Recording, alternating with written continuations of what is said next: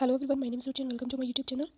आज एक नया टॉपिक वर्णमाला, जिसमें हम देखेंगे कि अगर एग्जाम्स में अगर वर्णमाला के प्रश्न आते हैं तो वह किस तरीके के वह हमें उन्हें कैसे करना चाहिए, आज हम सीखेंगे।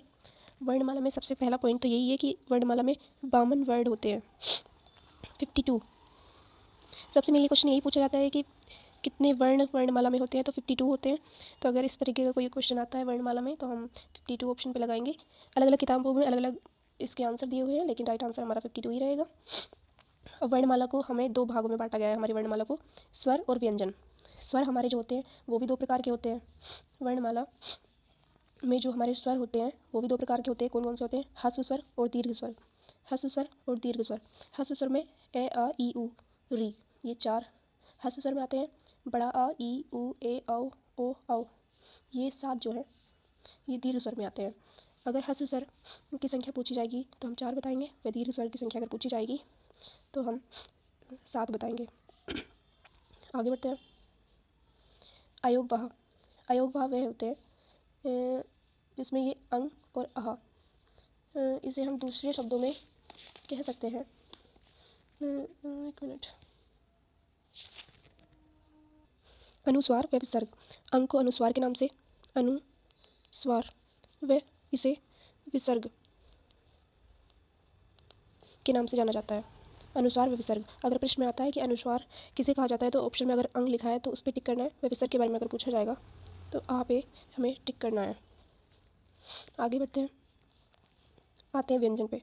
वर्णमाला में व्यंजन हमारे 3 प्रकार के होते हैं, स्पर्शी व्यंजन, अंतस्थ व्यंजन व ऊष्म व्यंजन। 3 प्रकार के होते हैं। स्पर्शी व्यंजन हमारे 25 होते हैं, अंतस्थ 4 होते हैं, ऊष्म भी हमारे 4 होते हैं। जो संयुक्त व्यंजन हमारे होते हैं ये व्यंजनों से ये 3 से अलग हैं। जो स्पर्श ये संयुक्त व्यंजन हमारे आएंगे ये भी 4 ही होते हैं, लेकिन इसमें 2 व्यंजन का संयोग होता है तब जाके वो संयुक्त व्यंजन बनता है। आइए देखते हैं कि संयुक्त व्यंजन कौन कौन से होते हैं।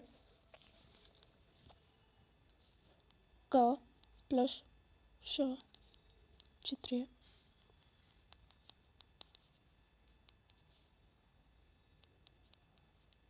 इन सब के नीचे हलंत लगा होता है। जो पहला वर्ण है उसके नीचे हलंत लगा होता है।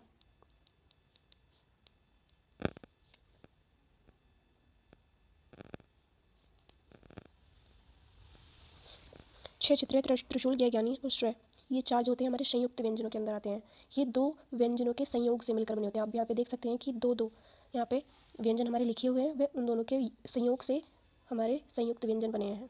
तो आप इन्हें याद रखें। व अगर प्रश्न अगर आता है कि संयुक्त व्यंजन कितने प्रकार के व कितने होते हैं तो आप ऑप्शन में अगर 4 है तो आप 4 लगाएंगे। अब हम देख लेते हैं कि वर्णमाला को हम कैसे याद कर सकते हैं। अभी मैंने पीछे बताया कि स्पर्शी व्यंजन 25 होते हैं, तो उन्हें हम कैसे आसान तरीके से लिख के याद करेंगे। वे कौन कौन से होते हैं आइए देखते हैं। यहाँ पे आ जाते हैं।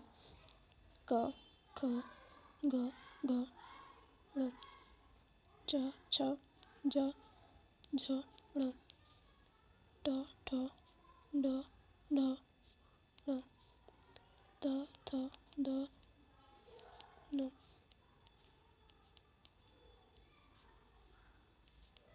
आप इन्हें पहले ऐसे 5-5 वर्ण एक लाइन में और 5 ही इस तरीके से लिख लेंगे। इससे हमें याद करने में व समझने में आसानी रहेगी। तो ये जो हमारे टोटल है क से म तक, ये हमारे स्पर्शी व्यंजन है। टोटली हमारे 25 है। इन्हें याद करने का सबसे आसान तरीका यही है कि इन्हें ऐसे 5-5 करके लिख लो और यहाँ से यहाँ तक ये पूरे स्पर्शी व्यंजन हमारे हो गए हैं। अब आते हैं हम अंतस्थ व्यंजन। अंतस्थ व्यंजन हमारे कौन से होते हैं? अंतस्थ, य र ल व, ये जो हमारे 4 हैं य र ल व, ये हमारे अंतस्थ व्यंजन हैं। संयुक्त व्यंजन हमें पता चल गया कौन से हैं, ये हमने बताए थे संयुक्त व्यंजन है ये 4। उसके बाद हमें पता चला ये है स्पर्शी व्यंजन, स्पर्शी व्यंजन। उसके बाद हमने देखा कि अंतस्थ व्यंजन है ये य र ल व। उसके बाद आते हैं ऊष्म व्यंजन। ऊष्म व्यंजन, ऊष्म व्यंजन हमें इन्हें इसलिए कहते हैं क्योंकि इन्हें बोलते वक्त मुख से ऊष्मा अधिक निकलती है, इसलिए इन्हें ऊष्म व्यंजन कहा जाता है। इसमें आते हैं ये 4 ऊष्म व्यंजन में आते हैं। अगर प्रश्न पूछा जाएगा कि ऊष्म व्यंजन कितने हैं तो हम लिखेंगे उसमें 4, क्योंकि श श स ह ये हमारे 4 जो रहते हैं ऊष्म व्यंजन हैं। संयुक्त व्यंजन हमने देख लिए हैं 4 होते हैं, ऊष्म व्यंजन हमने देख लिए हैं 4 हैं, अंतस्थ 4।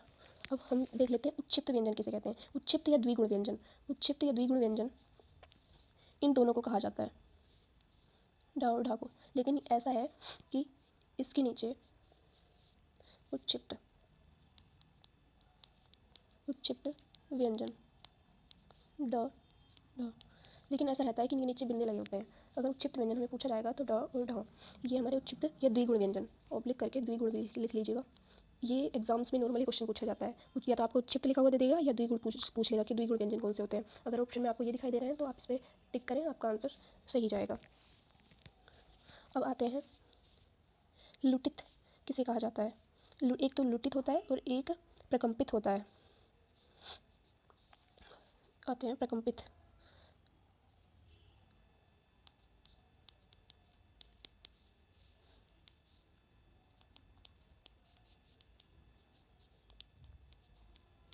अगर प्रकंपित हमसे पूछा जाए तो र को प्रकंपित कहा जाता है, वो ला को लुटित कहा जाता है। ला को लुटित व्यंजन व प्रकंपित व्यंजन रा को कहा जाता है। आप इसे याद रखें क्योंकि बेसिकली ये एग्जाम्स में पूछा गया है। अब आते हैं अर्धस्वर। अर्धस्वर किसे कहा जाता है। अर्धस्वर या और व, इन दोनों वर्णों को अर्धस्वर कहा जाता है। बेसिकली ये क्वेश्चन पूछा गया है यूपीपी में कई बार, और आप इसे याद रखें। अगर आपके एग्ज़ाम में ये आता है तो आप या और व अर्धस्वर ऑप्शन आपका राइट एकदम रहेगा। आप इसी पर अपना 100% ये सही है। अगर आपको वीडियो अच्छी लगी तो please like share and subscribe. Thank you.